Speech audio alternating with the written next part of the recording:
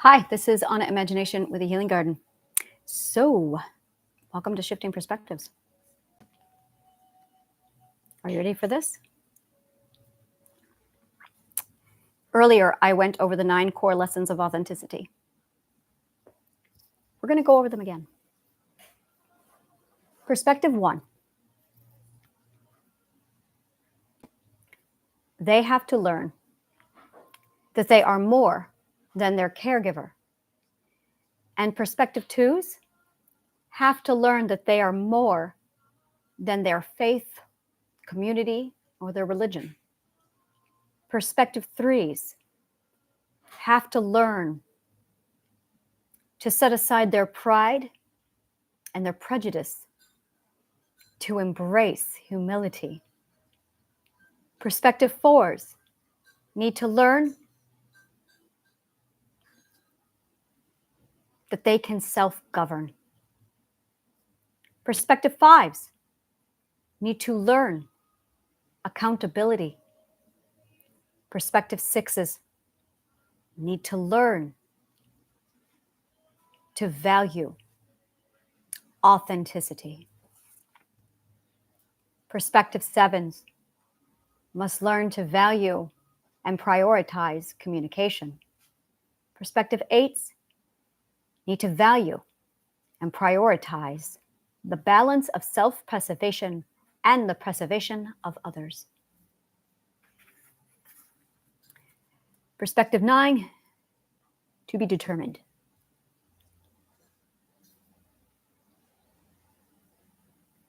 Open your mind.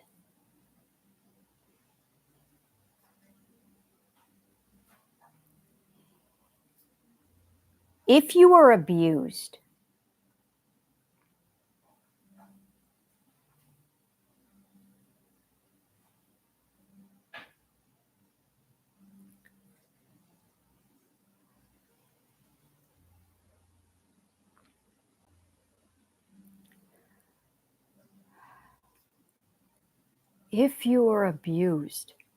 so severely that you learn to doubt your own ability to self-govern,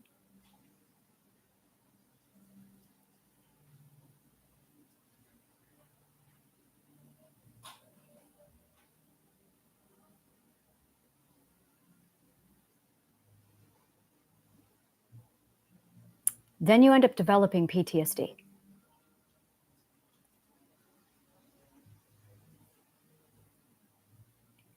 If you were abused, to believe that you could not do it alone, that you have humility, then you end up with borderline personality disorder.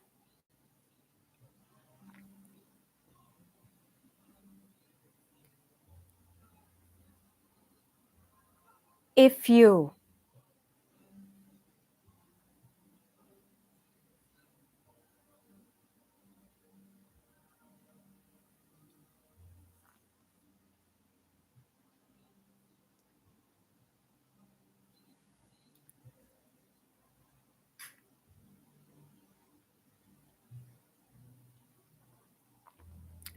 were abused to receive the toxic belief that you cannot do it alone, that you must do it alone, then you end up with narcissistic personality disorder.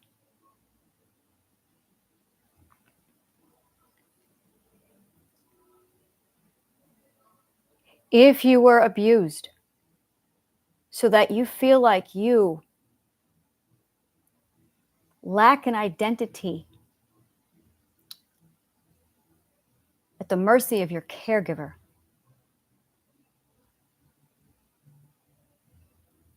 you develop addiction.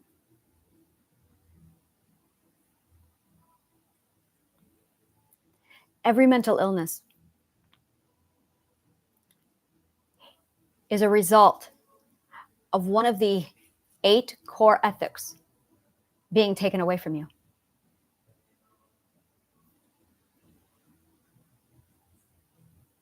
You might be a perspective 6, where you're valuing alignment and you value accountability, and you value the need to self-govern, but you think you can't do it alone,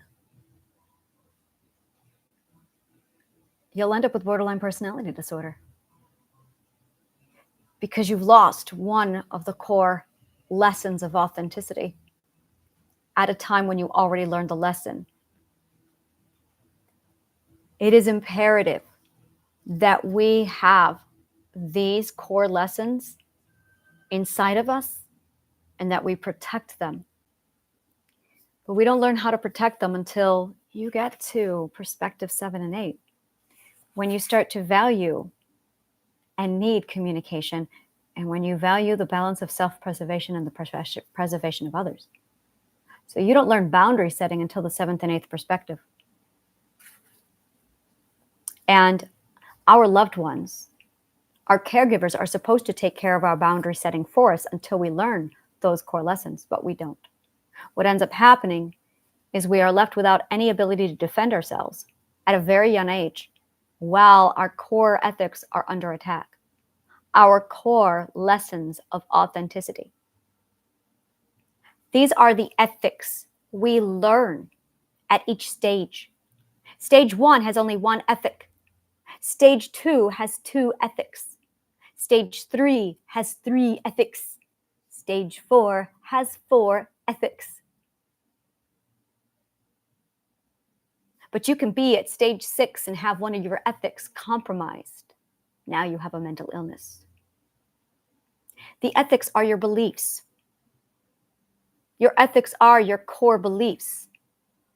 So when you have a toxic belief, it's contradicting one of your core ethics, or you don't have a core ethic to begin with. An abuser attacks your core ethic by putting a lie into you. So what ends up happening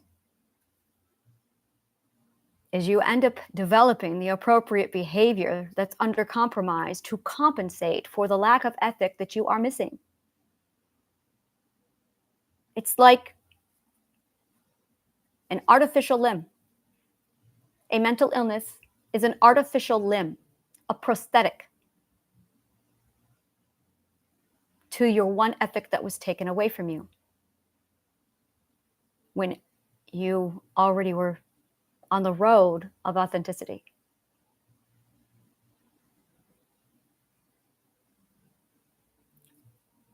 You are supposed to have all of these ethics by the time you are at the end. By the time you get to the 6th perspective, you should have 5 of these down, but you don't. So you have all of the mental illnesses now to compensate as a prosthetic for the ethics you are missing. Restore the ethics and it goes away. To restore the ethic, I already did this in a video. I laid out what abuser is doing to you. I can condense this in like 500 words and just have you read the 500 words and you'll get your closure. I finally know what words to write down. Let's try it. I'm going to go ahead and try it. If you like shit like this, like, subscribe, follow, comment below. And if you want to learn more about all the wonderful shit I do, take a look at my link tree. It's a lot. Thank you, and may the kindness of words always find you.